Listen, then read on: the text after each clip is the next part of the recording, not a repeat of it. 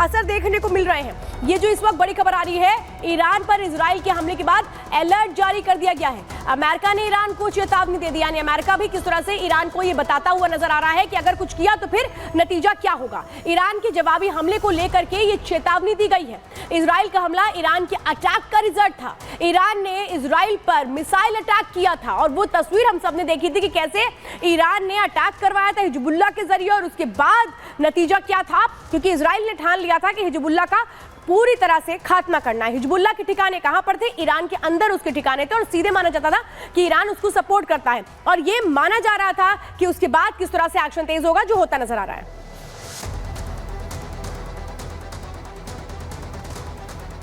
तो देखिए, लगातार जिस तरीके से मिडिल ईस्ट में महासंग्राम छिड़ा हुआ है, इजराइल ने जिस तरीके से प्रतिशोध में ये अटैक किया है और प्रतिशोध में ईरान पर हमला किया। अब आपको वो दिखा देते हैं कहां कहां पर इजराइल का हमला हुआ है।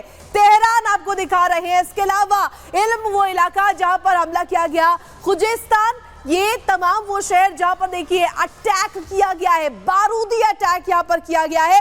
तो इजराइल का बारूदी प्रतिशोध किस तरीके से यहां पर किया गया और ईरान की तरफ से किस तरीके से अब इसको लेकर रिटेलिएट किया जाएगा, ये देखने वाली बात हो रही। ईरान ने हवाई हमले की पुष्टि भी की है। तो देखिए, इसको लेकर के इस ऑपरेशन को दरअसल ऑपरेशन पश्चाताप नाम दिया गया इजराइल द्वारा, और इसको लेकर के खुद पुष्टि ईरान ने भी की है कि हाँ हमले हुए। इसी को लेकर के खास रिपोर्ट आपको दिखा देते हैं।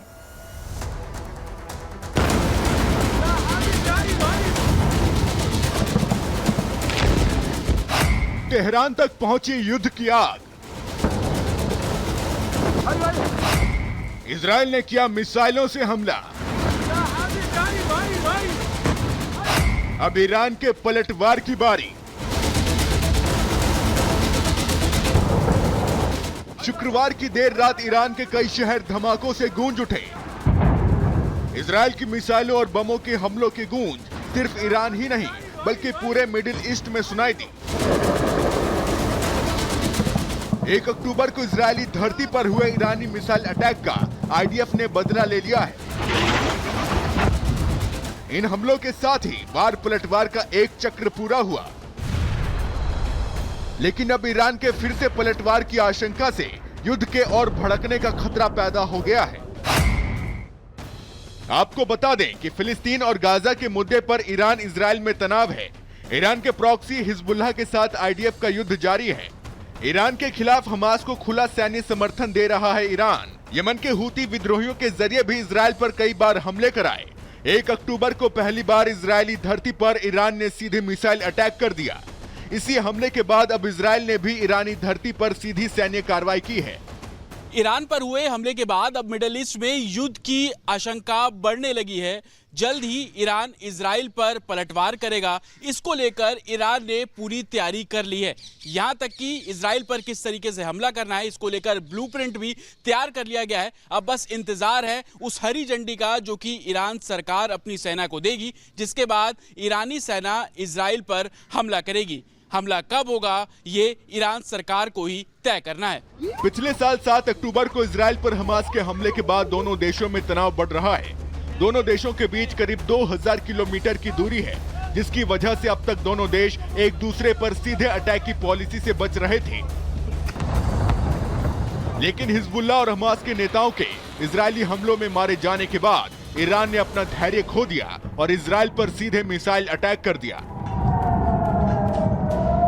इसके बाद इजराइल को भी ईरान पर पलटवार का मौका मिल गया, जिसका अंजाम तेहरान पर हवाई हमलों के रूप में दिखा।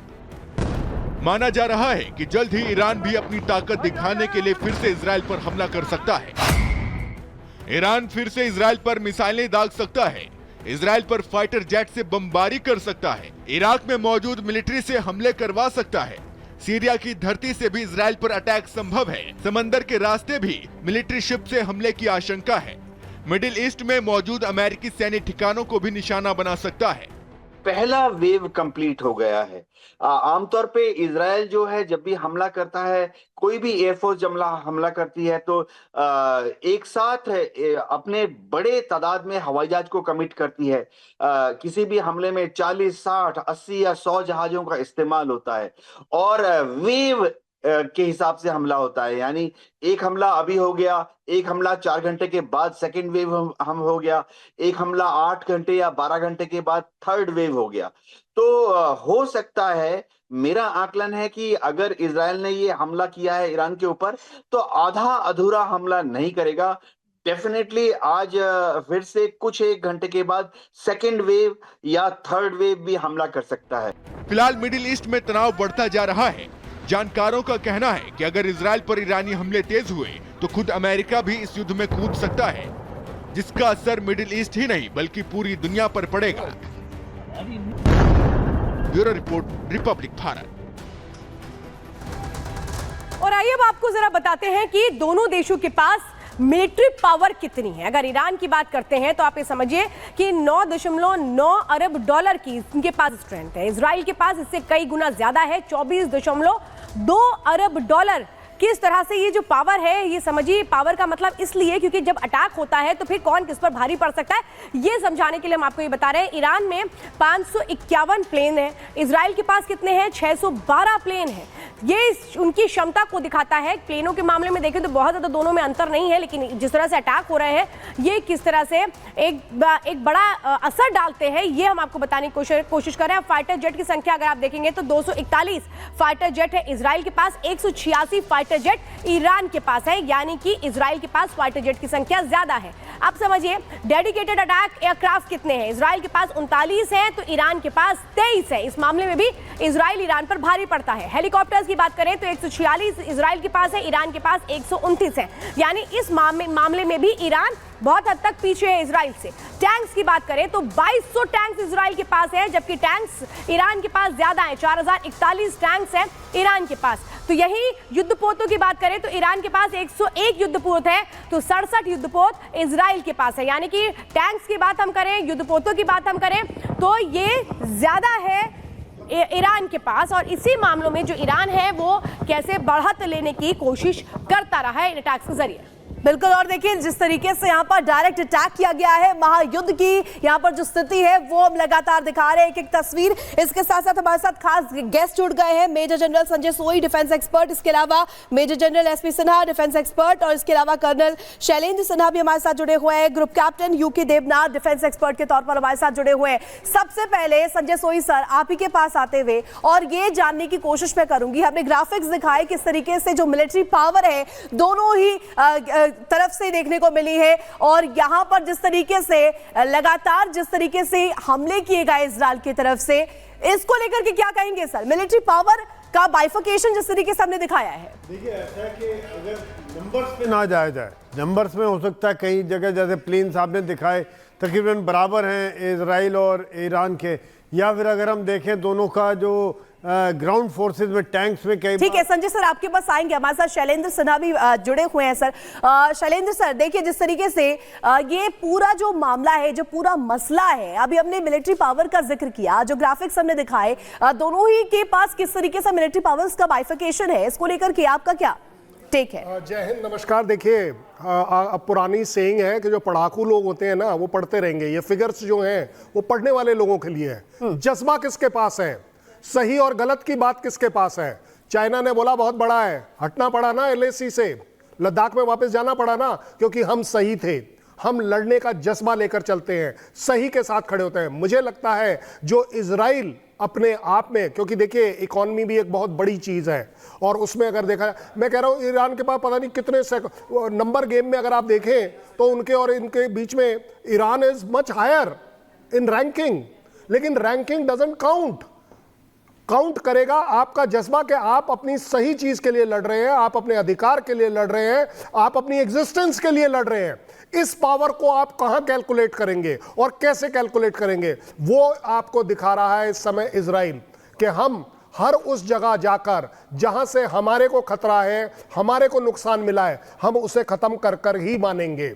आई थिंक इसके बड़ी और पावर गेम, ये जो आप फिगर्स बता रहे हैं, इससे आप कैलकुलेट कर सकते हैं कॉम्बैट पोटेंशियल कितना है, तब आपको दिखाई देगा। और लास्ट लाइन होती है, कॉम्बैट पोटेंशियल को इस्तेमाल करने वाला इंसान कितनी हद तक इस्तेमाल करेगा।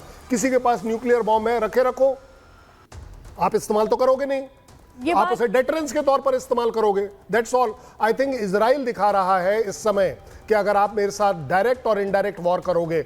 इसी तरह ईरान दिखा रहा है कि भाई यस, हम मिसाइल दाग सकते हैं, ड्रोन्स दाग सकते हैं, और क्या कर सकते हैं। तीनों के तीनों जो उसके प्रॉक्सी वॉरफेयर करने वाले हैं, हुती, हमास और हिजबुल्ला, उसके थ्रू अटैक कर सकते हैं। बात आ रही है इस समय ये कि कौन क्या रखता है जज्बा अपने लिए, अपनी कंट्री के लिए, अपनी एग्जिस्टेंस के लिए। मुझे नहीं लगता कि जो इजरायलीज के अंदर जज्बा है इस बात का, क्योंकि उनकी जीवन की बात है, उनके रिलीजन की बात है, उनके एग्जिस्टेंस की बात है, इससे बड़ा और कोई पावर कर्नल नहीं। शैलेंद्र सर, आपने बड़ी बात कही, जज्बे की बात आपने कही, क्योंकि इजराइल हमेशा से ये कहता रहा है कि देखिए हम किसी को चोट नहीं पहुंचाएंगे, लेकिन अगर चोट पहुंचाई तो फिर हम छोड़ेंगे भी नहीं, और वही वो इस वक्त करता हुआ भी नजर आ रहा है। एसपी सिन्हा सर, आप इसमें कुछ कहना चाह रहे हैं, और ये मैं पूछना भी चाह रही हूँ, ये बहुत बड़ी बात कही है। देखिए, देखते रहना और ये कहना कि नहीं हम एक्शन लेंगे, वो स्ट्रैटेजी इजराइल की नहीं रही है। और ईरान अब शायद इस बात को समझ रहा है कि हिजबुल्ला, हुती, इन सबको सपोर्ट करके उसने अपने लिए कितनी बड़ी मुसीबत की जड़ बना ली, और अब इजराइल के अटैक इस बात को एकदम स्थापित कर रहे हैं कि अगर गलत का साथ दोगे तो फिर होगा क्या।